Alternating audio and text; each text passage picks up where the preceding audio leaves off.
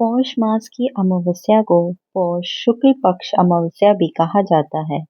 यह अमावस्या विशेष रूप से पितृ शांति, आत्मशुद्धि, दान पुण्य और लक्ष्मी कृपा के लिए अत्यंत फलदायी मानी जाती है। शास्त्रों में इसे साल की अंतिम अमावस्या के रूप में भी महत्व दिया गया है। प्राचीन काल में एक धर्मपरायण ब्राह्मण रहता था।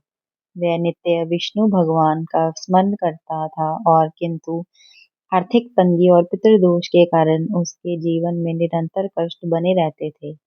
एक दिन उसे एक महात्मा मिले। उन्होंने ब्राह्मण को पौष शुक्ल पक्ष की अमावस्या के महत्व के बारे में बताया।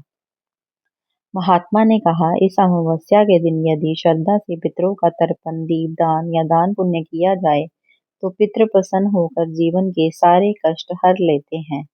ब्राह्मण ने अमावस्या के दिन प्रातः स्नान, काले तिल से तर्पण, गरीबों को अन्न वस्त्र दान और श्री हरि विष्णु व माता लक्ष्मी का पूजन किया।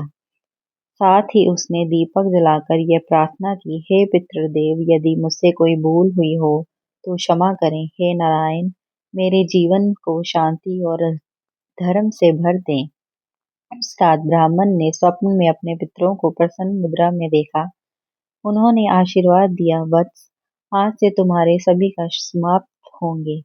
कुछ ही समय में ब्राह्मण के जीवन में धन, सुख, संतान और शांति का आगमन हुआ।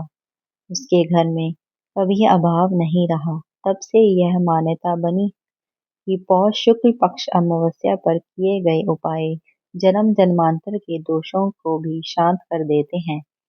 इस अमावस्या को आध्यात्मिक संदेश, अमावस्या अंधकार नहीं, आत्म मंथन का दिन है। पितरों का स्मरण करने से जड़ों को शक्ति मिलती है।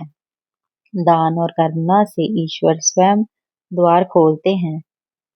जो व्यक्ति पौष शुक्ल पक्ष अमावस्या पर पितृ तर्पण, दीपदान, गरीबों को अन्न वस्त्र दान, ओम नमो भगवते वासुदेवाय का जाप करता है, उसके जीवन से दरिद्रता, पितृदोष, मानसिक क्लेश और बाधाएं दूर होती हैं।